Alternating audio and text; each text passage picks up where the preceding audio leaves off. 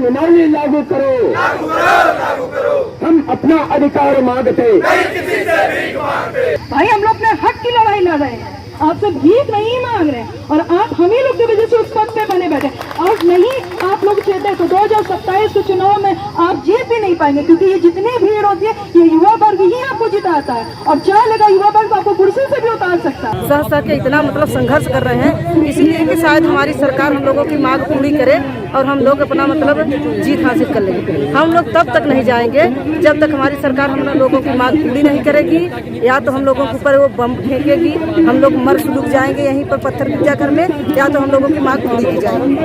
बस ये बात आप मत भूलिए योगी आदित्यनाथ जी, हम बच्चे इतने दिन से बैठे हैं यहाँ धरना प्रदर्शन दे रहे हैं, ज्ञापन भी आपको दिया गया, लेकिन उस पत्र का कोई जवाब नहीं। जैसा कि भाइयों ने कहा, कहाँ है भाई पत्र? अगर भेजा गया है तो कब भेजा गया, क्या उसका मतलब निकला? कोई मतलब नहीं निकला। और हमें नई जो है नियमावली से कोई दिक्कत नहीं है, बट जो इन्होंने 2022 में वैकेंसी निकाली और इसके बाद ये 4 साल तक ऐसे हम लोगों को टहलाते रहे, कभी जो है डेट देते थे, इसके बाद कि एग्ज़ाम अब होगा अब नहीं होगा। यदि इनको नियमावली बदलना था तो ये 2022 में भी घोषणा कर सकते थे कि हम जो है नियमावली बदल देंगे, हम बीएड जोड़ देंगे, टेक्निकल आर्ट को हटा देंगे। टेक्निकल आर्ट जैसा कोई भी सब्जेक्ट आर्ट के लिए सबसे अच्छा सब्जेक्ट कुछ नहीं माना जा सकता, क्योंकि टेक्निकल आर्ट एक ऐसा, क्योंकि टेक्निकल आर्ट के बारे में सब कुछ जानकारी नहीं है अच्छे से, क्योंकि जानकारी यदि है तो जो पढ़ रहा है, जो समझ रहा है कि ये है क्या, तो टेक्निकल आर्ट में सभी आर्ट का सभी कुछ समाहित है। टेक्निकल आर्ट में चित्रकला भी है, जो है आपका वस्तुकला भी है, आपका प्रकृति चित्रण भी है, और यदि आप बीए का देखें कि बीए में हम पेंटिंग कर लें तो पेंटिंग भरा है उसमें, बीएफए में पेंटिंग भरा है, उसमें कोई माप तौल नहीं, भूमिति पढ़ाया जाता है, इसमें हम लोग मैथमेटिक्स के नाप तौल सिखाते हैं बच्चों को। तो ये सब्जेक्ट यदि 104 साल से यदि चला आ रहा है कि यदि 104 साल से इसमें कोई नियमावली में किसी सरकार ने इन्हें बदलने की हिम्मत नहीं की है, तो ये नहीं बदलना चाहिए।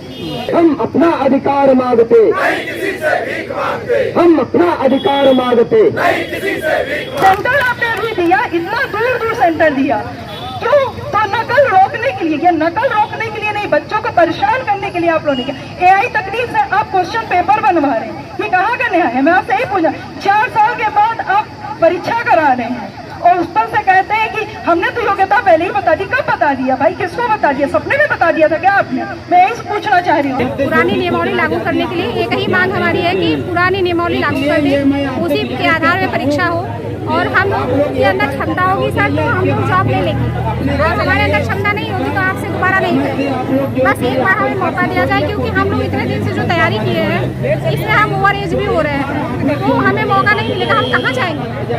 हम इतने शादीशुदा लोग हैं, अपने घर परिवार की जिम्मेदारी करते हुए सर पढ़ाई भी कर रहे हैं, तैयारी भी कर रहे हैं, और बहुत ऐसा संघर्ष है जो हम आपके सामने नहीं बता सकते। बहुत कुछ चीज झेलते हुए हम यहाँ आए हुए, हमारी बहनें आई हुई। तानाशाही नहीं चलेगी, नहीं चलेगी, नहीं चलेगी, तानाशाही नहीं चलेगी, नहीं चलेगी, नहीं चलेगी। हर युवा आपसे पूछना चाह रहा है कि आपने क्या तमाशा लगा रखा है, कब हम लोग को न्याय मिलेगा?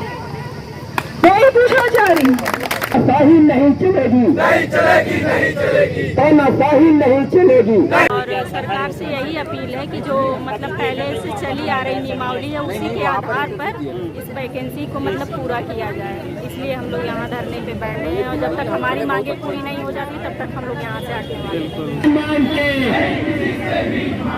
हम अपना अधिकार मांगते हैं। योगी आज मत करें, क्योंकि इसके साथ कई पीढ़ियों की नींद बर्बाद हो जाएगी। हल्ला बोल, योगी टेलीग्राम चैनल पर पढ़ाते थे, हल्ला बोल, टेलीग्राम चैनल पर पढ़ाते थे।